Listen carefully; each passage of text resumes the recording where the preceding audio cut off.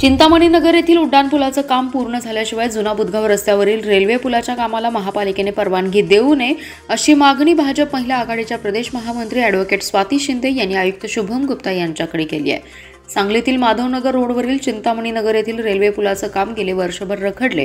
या पुलाचं काम रखडल्यामुळे नागरिकांना खूप अडचण सहन करावी लागते।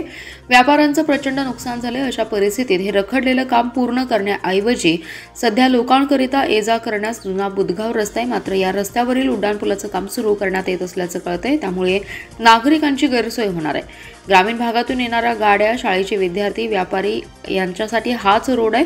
ठेकेदाराने एका बाजूला पर्यायी रोड म्हणून रोड तयार केलाय, परंतु तो रोड अत्यंत अपुरा आणि अरुंद असल्याने त्या ठिकाणी पुन्हा ट्रॅफिक जाम होण्याची शक्यता आहे। त्यामुळे चिंतामणी नगर येथील रेल्वे पुलाचं काम पूर्ण झाल्याशिवाय या पुलाला परवानगी देऊ नये।